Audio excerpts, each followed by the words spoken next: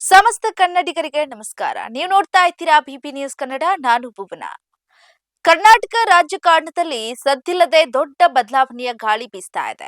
ಉಪಮುಖ್ಯಮಂತ್ರಿ ಡಿಕೆ ಶಿವಕುಮಾರ್ ಅವರು ಅಸ್ಸಾಂ ವಿಧಾನಸಭಾ ಚುನಾವಣೆಯ ವೀಕ್ಷಕರಾಗಿ ದೆಹಲಿಗೆ ತೆರಳಿರುವುದು ಮೇಲ್ನೋಟಕ್ಕೆ ಚುನಾವಣಾ ಸಂಬಂಧಿ ಭೇಟಿಯಂತೆ ಕಂಡ್ರು. ಅದರ ಒಳಗೆ ರಾಜ್ಯ ನಾಯಕತ್ವದ ಬದಲಾವಣೆಯ ದೊಡ್ಡ ಹಠವಿದೆ.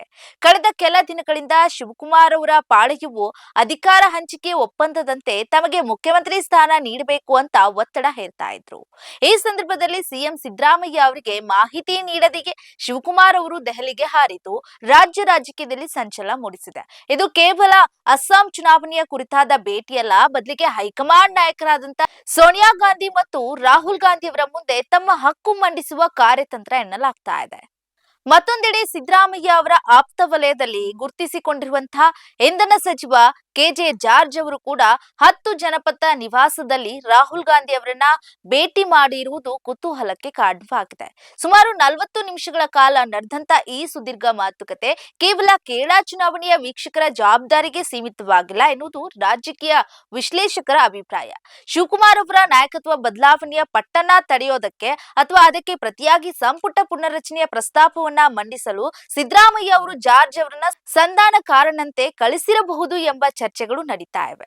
ಬಜೆಟ್ಗೆ ಮುಂಚಿತವಾಗಿ ಹೊಸಬರಿಗೆ ಅವಕಾಶ ನೀಡುವ ಮೂಲಕ ಶಾಸಕರು ಅತೃಪ್ತಿಯನ್ನ ಶಮನಗೊಳಿಸುವುದು ಸಿಎಂ ಅವರ ಯೋಜನೆ ಆಗಿರುವಂತೆ ಕಾಣ್ತಾ ಇದೆ.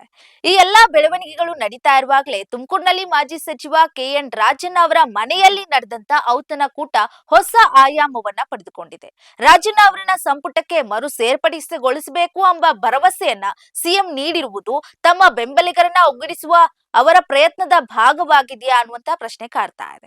ಶಿವಕುಮಾರ್ ಅವರು ದೆಹಲಿಯಲ್ಲಿ ಉಳಿದುಕೊಂಡು ಪ್ರಮುಖ ನಾಯಕರನ್ನ ಭೇಟಿ ಮಾಡಲಿರುವುದು ಕರ್ನಾಟಕ ಕಾಂಗ್ರೆಸ್ನಲ್ಲಿ ನಿರ್ಣಾಯಕ ತಿರುವು ನೀಡುವ ಸಾಧ್ಯತೆ ಇದೆ. ಒಟ್ಟಾರೆಯಾಗಿ ದೆಹಲಿಯ ಹೈಕಮಾಂಡ್ ಬಾಗಿಲಲ್ಲಿ ಈಗ ನಾಯಕತ್ವ ಉಳಿಸಿಕೊಳ್ಳುವ ಮತ್ತು ನಾಯಕತ್ವ ಗಿಟ್ಟಿಸಿಕೊಳ್ಳುವ ಎರಡೂ ಬಣಗಳ ನಡುವೆ ಹಗ್ಗ ಜಗ್ಗಾಟ ತೀವ್ರಗೊಂಡಿದೆ. ಇದಾಗಿತ್ತು ಈ ಹೊತ್ತಿನ ಸ್ಪೆಷಲ್ ರಿಪೋರ್ಟ್. ಸಮಗ್ರ ಸುದ್ದಿಗಳಿಗಾಗಿ ಸದಾ ಗಮನಿಸಿ ಬಿಪಿ ನ್ಯೂಸ್ ಕನ್ನಡ. ಇದು ಕನ್ನಡಿಗರ ಪ್ರತಿಧ್ವನಿ.